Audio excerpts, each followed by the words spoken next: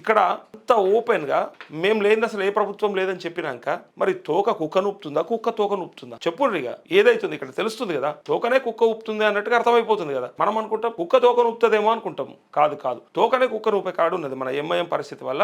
ఇలా ప్రభుత్వాలకి వీళ్ళకు భయం ఏమనంటే ముస్లింలు దూరం అయిపోతారు. అసలు ముస్లింలకు దూరంగా ఉన్న పార్టీ అది, ముస్లింలను అన్యాయం చేస్తున్న పార్టీ అది. ముస్లింలని పైకి తీసుకురాకుండా కావాలని అక్కడనే వాళ్ళ జీవితాలు ఆన్నే కథమైపోయేటట్టు చేస్తున్నటువంటి పార్టీ అది. దశాబ్దాల నుంచి అలా నాయన సల్లావుద్దీన్ ఓవైసీ నుంచి మొదలు పెడితే అసదుద్దీన్ ఓవైసీ, అలా అక్బరుద్దీన్ ఓవైసీ, నువ్వు ఎన్ని తరాలు రాని భవిష్యత్తులో ఏమన్నా కానీ వాళ్ళకు వాళ్ళ మత రాజకీయాలు చేసి ఆ ఓట్లు కొల్లగొట్టి ఎక్కడికించి గద్దె మీద ఉండాలి, ఎప్పటికీ వాళ్ళ అధికారంలో ఉండాలి. అది ఏ పార్టీ అయినా కానీ. అవసరమైతే వాళ్ళు బీజేపీతో కూడా పొత్తుగాలనికి సిద్ధం ఉంటారు. కాకపోతే బయట సిద్ధాంతపరంగా వైరుధ్యాలు ఉంటాయి కదా. మళ్ళీ అదో మతతత్వ పార్టీ అయిపోయి ఇదో మతతత్వ పార్టీ అయిపోయి అని ఎవరైనా అడిగిలా అని వాళ్ళతో పెట్టుకోరు. కానీ ఇంటర్నల్ ఒప్పందం ఉంటుంది, లోపాయి గారు ఒప్పందం ఉంటుంది. ఖచ్చితంగా బీజేపీ ఎంఐఎం అండర్స్టాండింగ్ ఉంటుంది అని చాలా మందికి ఎరక, చాలా మంది మాట్లాడుకుంటారు.